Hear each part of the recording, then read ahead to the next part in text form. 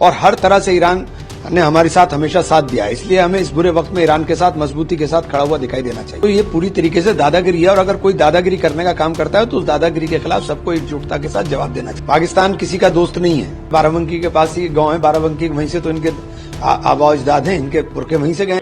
देखिए, हमें पूरी तरह से ईरान के साथ खड़ा होना चाहिए। ईरान हमारा पुराना मित्र है। ईरान से हमारे व्यापारिक रिश्ते हैं, ईरान के साथ हमारे सांस्कृतिक रिश्ते हैं।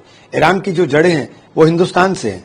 तो ईरान के साथ हमें मजबूती के साथ खड़ा होना चाहिए और हर तरह से ईरान ने हमारे साथ हमेशा साथ दिया है। इसलिए हमें इस बुरे वक्त में ईरान के साथ मजबूती के साथ खड़ा हुआ दिखाई देना चाहिए।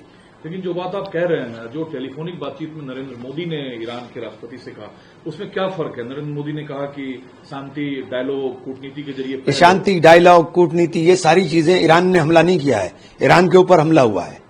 ईरान के ऊपर हमला हुआ है। जब ईरान ने कहा कि मेरे जो न्यूक्लियर प्रोग्राम है वो सारे अंतर्राष्ट्रीय एजेंसी की निगरानी के अंदर है, आप आकर के जांच कर लें, उसने जांच भी कराने की बात करी, उसके बाद भी उसके ऊपर हमला किया जा रहा है। तो ये पूरी तरीके से दादागिरी है और अगर कोई दादागिरी करने का काम करता है तो उस दादागिरी के खिलाफ सबको एकजुटता के साथ जवाब देना चाहिए। इस बीच जब देख रहे हैं जिस तरीके से ईरान से भारतीय नागरिक, भारतीय छात्र सुरक्षित वापस आ रहे हैं, उसके लिए मोदी ने ईरान को धन्यवाद कहा है कि इस दौर में ईरान ने भारत को वो सुविधा मुहैया कराया ताकि हमारे नागरिक। ईरान ने तो हमेशा हमारा साथ दिया है, बुरे वक्त में हमेशा साथ रहा है। तो हमें ईरान के साथ मजबूती के साथ खड़ा होना चाहिए। लेकिन रिपोर्ट ये भी आ रही है कि पाकिस्तान जो है वो अमेरिका को, ऐसी रिपोर्ट मिडिल ईस्ट से है कि एयर स्पेस दिया पाकिस्तान। अगर ये बात सच है, क्योंकि पाकिस्तान से आप कुछ भी उम्मीद कर सकते हैं, पाकिस्तान किसी का दोस्त नहीं है। लेकिन सर, आपको कथनी और करनी में फर्क, पाकिस्तान कह कुछ रहा है, कर कुछ रहा है। मैं कहता हूँ, मैं तो पहले दिन से कहता हूँ धूर्त हैं, तो कोई नई बात तो नहीं है ना। दूसरा, जो अबू आजमी ने क्लेम भारतीय खून है और उसने जिस तरीके से इजराइल को ललकारा है, इससे भारत को या उनको प्राउड फील हो रहा है। हाँ, तो सही बात तो है। हमारे बाराबंकी के पास ही गांव है, बाराबंकी वहीं से तो इनके आबा अजदाद हैं, इनके पुरखे वहीं से गए हैं। इस बात को आप एडमिट कर रहे हैं कि वो यहाँ से गए हैं? हाँ, बता रहे हैं। सब मीडिया के अंदर सारी रिपोर्ट्स हैं, अखबारों के अंदर हैं, लोग गांव वाले बोल रहे हैं, तो यही बात है।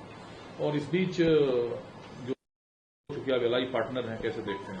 गद्दारों को क्या साथ रखना चाहिए? गद्दारों को भारी किया जाता है। जब हमारे डेलीगेट्स मेंबर दुनिया भर से ये कहकर आया कि पाकिस्तान ने अटैक किया था, अब एनआईए ने जो गिरफ्तारी की शेल्टर देने के लिए 2 लोगों को कश्मीर में, उसके हवाले से ये जानकारी है कि सभी आतंकवादी पाकिस्तान के थे। इससे भारत को क्या कूटनीतिक बढ़त मिलेगी? देखिए, पाकिस्तान के थे तो पाकिस्तान से एयरलिफ्ट होकर आए थे क्या? वो कहां से आए और कहां चले गए? ढूंढिए, उनको मारिए। बेकार की बातें करने से कोई फायदा नहीं है।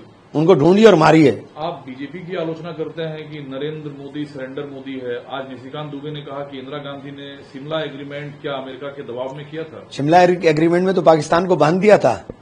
आपने क्या किया? इंदिरा गांधी का मुकाबला करेंगे आप? इंदिरा गांधी ने 2 टुकड़े कर दिए थे पाकिस्तान के। निक्सन ने जंगी बेड़ा भेजा था।